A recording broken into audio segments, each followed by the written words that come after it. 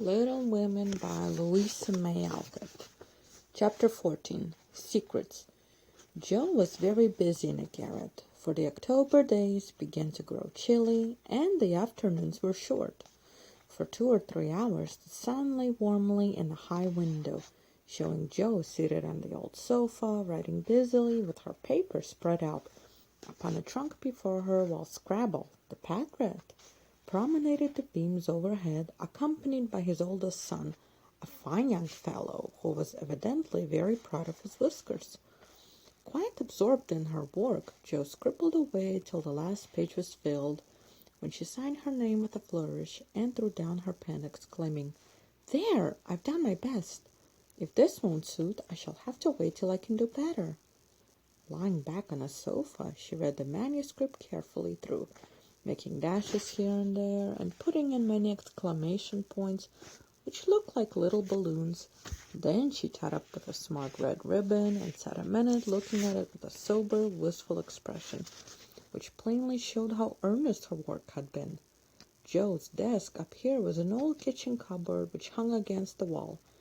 In it she kept her papers and a few books, safely shut away from Scrabble, who, being likewise of a literary turn, was fond of making a circulating library of such books as were left in his way by eating the leaves. From this tin receptacle Jo produced another manuscript, and, putting both in her pocket, crept quietly downstairs, leaving her friends to nibble her pens and taste her ink.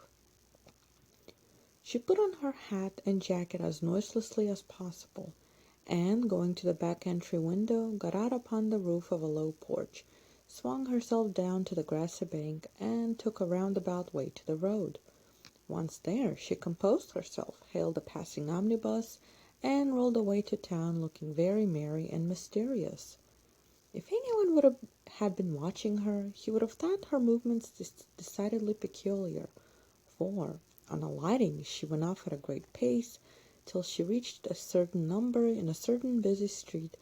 Having found the place with some difficulty, she went into a doorway, looked up the dirty stairs, and, after standing stock still a minute, suddenly dived into the street and walked away as rapidly as she came. This maneuver she repeated several times, to the great amusement of a black-eyed young gentleman lounging in the window of a building opposite. On returning for the third time, Jo gave herself a shake, pulled her hat over her eyes, and walked up the stairs, looking as if she were going to have all her teeth out. There was a dentist's sign among others, which adorned the entrance, and after staring a moment at the pair of artificial jaws which slowly opened and shut to draw attention to a fine set of teeth, the young gentleman put on his coat, took his hat, and went down to post himself in the opposite doorway, saying, with a smile and a shiver, "It's like her to come alone, but if she's had a bad time, she'll need someone to help her home." In 10 minutes, Jo came running downstairs with a very red face and the general appearance of a person who had just passed through a trying ordeal of some sort. When she saw the young gentleman, she looked anything but pleased, and passed him with a nod, but he followed, asking with an air of sympathy, "Did you have a bad time?"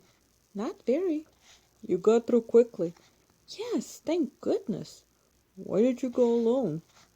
"Didn't want anyone to know." "You're the oddest fellow I ever saw. How many did you have out?" Jo looked at her friend as if she did not understand him, then began to laugh as if mightily amused at something. "There are 2 which I want to have come out, but I must wait a week." "What are you laughing at? You are up to some mischief, too," said Laurie, looking mystified. "So are you. What are you doing, sir, up in that billiard saloon?" Begging your pardon, ma'am, it wasn't a billiard saloon, but a gymnasium, and I was taking a lesson in fencing." "I'm glad of that." "Why?" "You can teach me, and then we can play Hamlet. You can be Laertes, and we'll make a fine thing of the fencing scene." Laurie burst out with a hearty boy's laugh, which made several passers-by smile in spite of themselves. "I'll teach you whether we play Hamlet or not. It's grand fun, and will straighten you up capitally. But I don't believe that was your only reason for saying I'm glad in that decided way. Was it now?"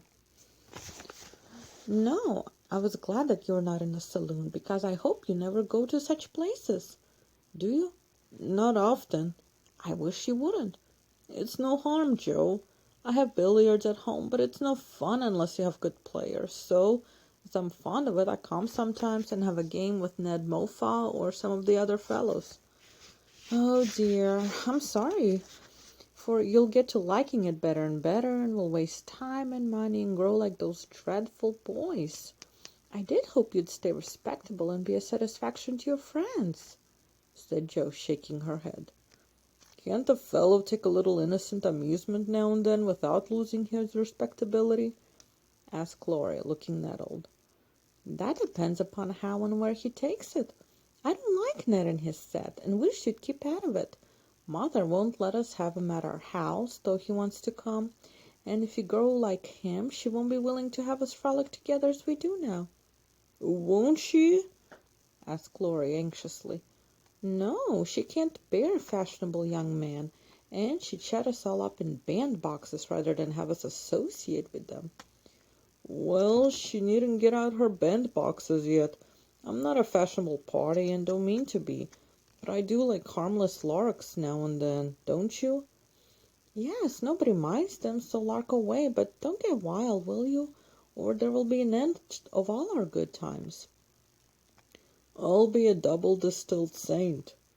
I can't bear saints. Just be a simple, honest, respectable boy, and we'll never desert you. I don't know what I should do if you acted like Mr. King's son. He had plenty of money, but didn't know how to spend it, and got tipsy and gambled and ran away and forged his father's name, I believe, and was altogether horrid. You think I'm likely to do the same? Much obliged. No, I don't. Oh dear, no. I hear people talking about money being such a temptation, and I sometimes wish you were poor. I shouldn't worry then. Do you worry about me, Joe? A little, when you look moody or discontented as you sometimes do, for you've got such a strong will. If you once get started wrong, I'm afraid it would be hard to stop you. Laurie walked in silence a few minutes, and Jo watched him, wishing she had held her tongue, for his eyes looked angry, though his lips still smiled as if at her warnings. Are you going to deliver lectures all the way home? He asked presently. Of course not. Why? Because if you are, I'll take a bus. If you are not, I'd like to walk with you and tell you something very interesting. I won't preach any more, and I'd like to hear the news immensely. Very well then, come on. It's a secret, and if I tell you, you must tell me yours. I haven't got any, began Jo, but stopped suddenly, remembering that she had. You know you have. You can't hide anything, so up and fess or I won't tell, cried Laurie. Is your secret a nice one? Oh, isn't it? All about people you know and such fun. You ought to hear it, and I've been aching to tell it this long time. Come, you begin. You'll not say anything about it at home, will you? Not a word. And you won't tease me in private? I never tease. Yes, you do. You get everything you want out of people.